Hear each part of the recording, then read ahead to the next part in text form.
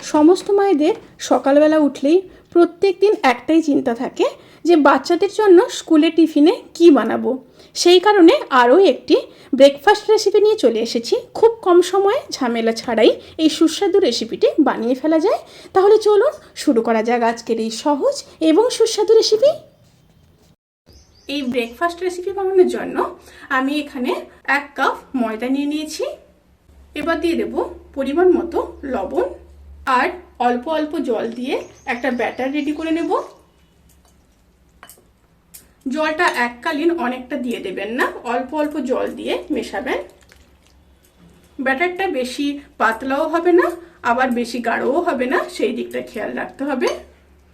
ব্যাটারটা রেডি করে নিয়ে তারপর ফিরে আসছি। ব্যাটার রেডি হয়ে গেছে। ব্যাটারের ঘনত্ব এইভাবে থাকবে।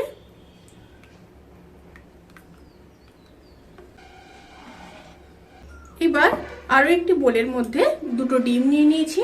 ডিমের মধ্যে পরিমাণ মতো লবণ দিয়ে দেব আর একটা কেটে রাখা পেঁয়াজ দিয়ে দেব। পেঁয়াজগুলোকে কিন্তু এইভাবে ছিঁড়ি ছিঁড়ি করে কেটে নেবেন। আর দিয়ে দেব একটা কুচিয়ে রাখা লঙ্কা। দিয়ে সমস্ত উপকরণগুলোকে খুব ভালোভাবে মিশিয়ে নেব। খুব ভালোভাবে মিশিয়ে নিয়েছি। এবার পরের স্টেপে যাওয়া যাক। এবার একটা ফ্রাইং প্যান নিয়ে নিয়েছি। প্যানের মধ্যে খুব সামান্য সাদা তেল দিয়ে দেব। তেলটা গরম হয়ে আসা পর্যন্ত অপেক্ষা করব। তেলটা গরম হয়ে গেলে ময়দার ব্যাটার দিয়ে দেব। এক্ষেত্রে আপনারা ময়দার জায়গায় আটাও ব্যবহার করতে পারেন। এবার চারিদিকে ছড়িয়ে দেব।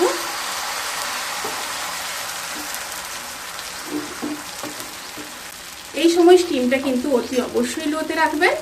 এবার উপর পোর্শনটা ড্রাই হয়ে আসা পর্যন্ত অপেক্ষা করব। উপর পোর্শনটা দেখুন ড্রাই হয়ে গেছে। এই সময় আমি 1 হাতা ডিমের মিশ্রণ দিয়ে দেব।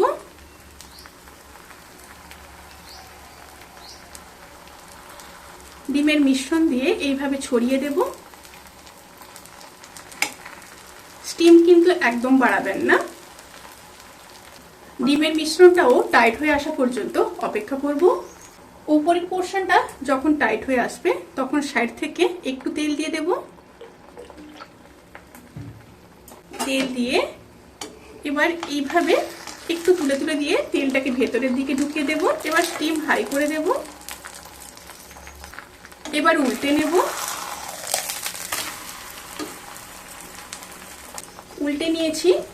এবার উপরের সাইডে একটু পেঁয়াজ দিয়ে দেব, একটু শসা দিয়ে দেব, সাথে একটু কুচিয়ে রাখা লঙ্কা দিয়ে দেব আর উপর থেকে বিট লবণ দিয়ে দেব। আপনাদের হাতের কাছে যদি বিট লবণ না থাকে এক্ষেত্রে লবণ দিয়ে দিতে পারেন। এবার দিয়ে দেব টমেটোর সস। দিয়ে খুব ভালোভাবে ফোল্ড করে নেব। এইভাবে যদি বাচ্চাদেরকে টিফিনে বানিয়ে দেন বাচ্চারা ভীষণই খুশি হবে। অবশ্যই কিন্তু রেসিপিটি ট্রাই করবেন, ভীষণই চটজলদি হয়ে যায়। খুব ভালোভাবে ফোল্ড করে নিয়েছি। এবার তুলে নেব। এই একইভাবে সমস্ত রেসিপিগুলো বানিয়ে নেব।